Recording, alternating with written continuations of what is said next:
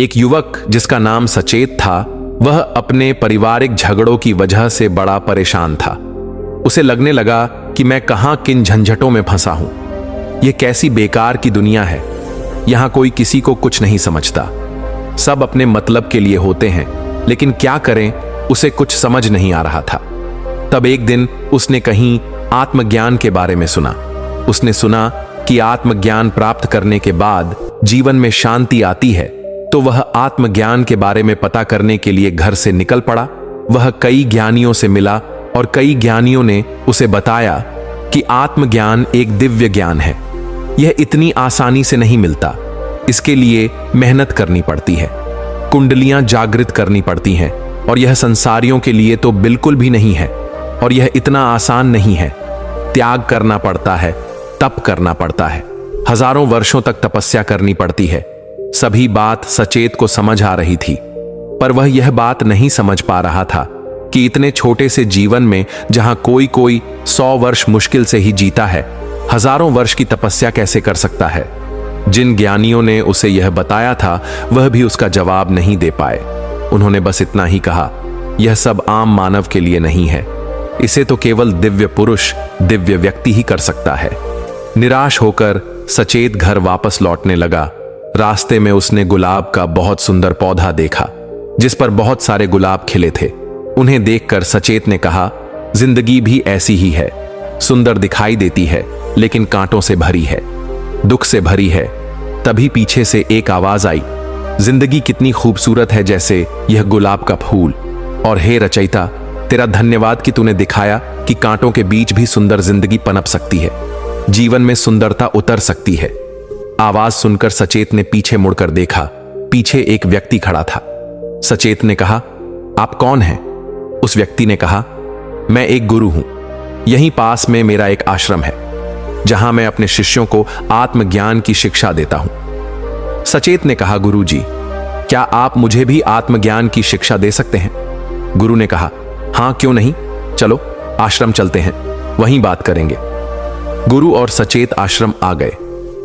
सचेत ने गुरु से कहा, गुरुदेव, मैंने सुना है कि आत्मज्ञान प्राप्त करने के लिए तप करना पड़ता है, कठिन परिश्रम करना पड़ता है, त्याग करना पड़ता है, और हजारों वर्षों तक तपस्या करनी पड़ती है। लेकिन जीवन तो बहुत छोटा है, हजारों वर्ष तक कोई कैसे तप कर सकता है? गुरु मुस्कुराए और गुरु ने कहा, क्या तुम हजारों वर्ष तक जीने वाले हो? सचेत ने कहा, नहीं गुरुदेव। गुरु ने कहा, तो इसमें इतना सोचने वाली क्या बात है? जब कोई हजारों वर्षों तक जी ही नहीं सकता, तो तपस्या कैसे करेगा? सचेत ने कहा, लेकिन गुरुदेव, मैं सांसारिक जीवन से ऊब गया हूं। मुझे आत्मज्ञान की राह पर आगे बढ़ना है। मुझे बताएं कि यह आत्मज्ञान क्या है। मैं अपने शरीर की समस्त कुंडलियों को जागृत कर दिव्य ज्ञान की प्राप्ति कर आत्मज्ञान को प्राप्त कर लेना चाहता हूं। गुरु ने कहा, यह बताओ कि क्या तुम्हारे घर में झगड़े होते हैं? सचेत गुरु के चरणों में गिर गया और कहा, गुरुदेव, आपको कैसे पता मेरे घर में बहुत झगड़े होते हैं और मुझे बहुत क्रोध आता है। इस क्रोध में मैंने अपना बहुत नुकसान किया है। गुरु ने कहा, मैं तुम्हें आत्मज्ञान दे दूंगा, पर तुम्हें मेरा एक कार्य करना होगा। अगर तुमने वह कार्य सही किया तो यह आत्मज्ञान तुम्हें जरूर मिलेगा। तुम अपने घर वापस जाओ और तब तक मेरे पास वापस मत आना, जब तक तुम्हें कम से कम 100 बार क्रोध ना आए। पर याद रहे, हर बार जब भी तुम्हें क्रोध आए, पहली बार से ही तुम क्रोध नहीं करोगे, सिर्फ अपने आप पर ध्यान दोगे, सिर्फ क्रोध को देखोगे। तुम्हारा मन कितना भी करे, तोड़ने के लिए, ओढ़ने के लिए, पर तुम शांत ही रहना। भीतर के क्रोध को देखते रहना। कोई बहस नहीं करोगे, कुछ नहीं करोगे। और अगर तुमने ऐसा कुछ किया तो तुम कभी आत्मज्ञान को प्राप्त नहीं कर सकोगे। सचेत ने कहा, गुरुदेव, यह बड़ा मुश्किल कार्य है, लेकिन आप कहते हैं तो मैं यह जरूर करूंगा। सचेत गुरु को प्रणाम कर वापस घर चला गया। पत्नी ने जैसे ही अपने पति सचेत को देखा, चिल्लाने लगी, उसे नकारा, नालायक और बहुत कुछ कहने लगी। बीच में घर वाले भी आ गए। इधर से उधर बहुत कुछ तू मैं चलने लगी। सचेत को बहुत क्रोध आ रहा था, क्योंकि उसने सोचा था कि इतने दिनों बाद जब मैं घर वापस लौटूंगा तो मेरी पत्नी रोती हुई मुझसे माफी मांगेगी और गले लग जाएगी। पर ऐसा कुछ नहीं हुआ। सचित का क्रोध चरम सीमा पर था, पर उसे गुरु की बात याद आ रही थी, इसलिए वह चुपचाप खड़ा था। अपने हाथों की मुट्ठियों को बांधते हुए वह देख रहा था। अपनी आंखों और चेहरे की तनाव को वह देख रहा था। अपने भीतर आए भूचाल को वह देख रहा था। वह बहुत कुछ कहना और करना चाहता था, पर चुपचाप खड़ा था। कुछ देर बाद सब बड़बड़ कर चुप हो गए और एक दूसरे को ऐसे देखने लगे जैसे एक दूसरे की जानी दुश्मन हो। सचेत कुछ नहीं कर पा रहा था, पर उसकी आंखों में बहुत कुछ था जो वह कहना चाहता था। रात भर उसे नींद नहीं आई और सुबह उठकर वह गुरु के पास पहुंचा और कहा, गुरुदेव, जैसा आपने कहा था मैंने क्रोध नहीं किया, पर मेरे भीतर बहुत कुछ है जो मैं अपनी पत्नी से कहना चाहता हूं। कुछ पुरानी बातें, कुछ पुरानी चीजें हैं। मैं उसे उसकी गलती का एहसास कराना चाहता हूं। बस एक बार मुझे उसे बोलने का मौका दे दीजिए। गुरु ने कहा, तुम बोल सकते हो, पर ऐसा करने पर आत्मज्ञान प्राप्त करने से तुम वंचित रह जाओगी। यह तुम्हारे हाथों में है, और आज तक क्या तुमने अपनी पत्नी से कुछ नहीं कहा जो अब कुछ नया कहने वाले हो? सचेत वहां से घर वापस चला गया। घर में फिर से लड़ाई चल रही थी। घर वाले आपस में लड़ रहे थे। उसका दिमाग काबू से बाहर हो रहा था, पर गुरुदेव की बात याद कर वह चुप ही रहा। ऐसे ही घर में रोज कितनी बार लड़ाई होती, हर छोटी मोटी बात पर लड़ाई होती रहती। वह चुपचाप रहता। ऐसा करते करते 1 महीना बीत गया।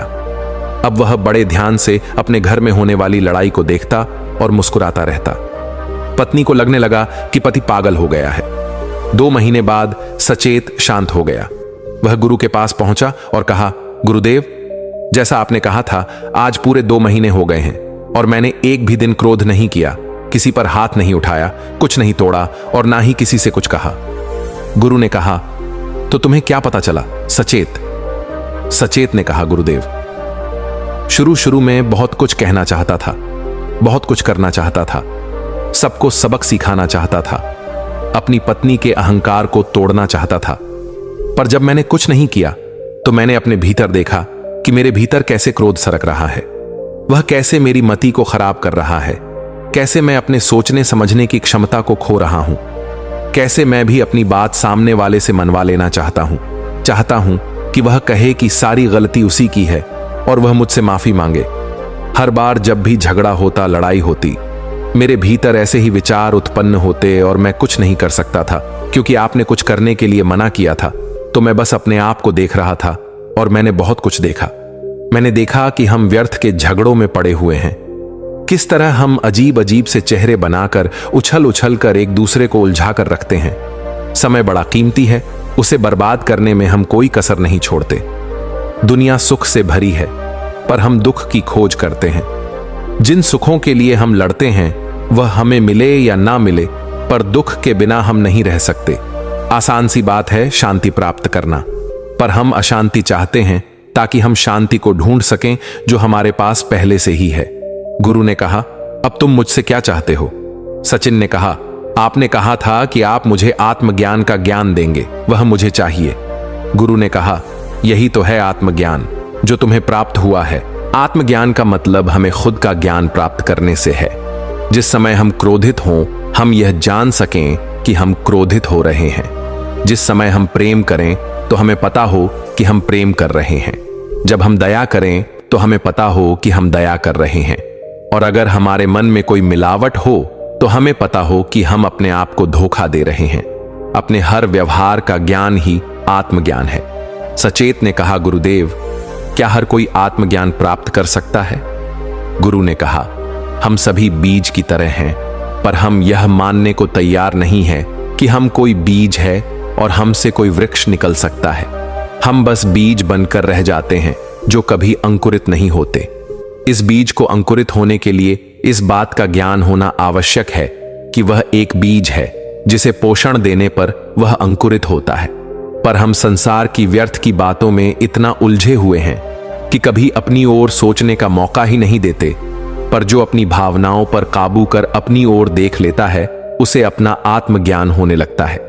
यही आत्मज्ञान आपकी समझ को बढ़ाता है और यही समझ आपके बीच में अंकुरण को पैदा करती है। आपकी समझ का विकास इतना होता है जैसे कोई वृक्ष फैल जाता है और संपूर्ण वृक्ष होने पर यह समझ की परम सीमा को छूता है, जिसे बुद्धत्व कहते हैं, और यह वृक्ष कई और वृक्षों को जन्म देता है।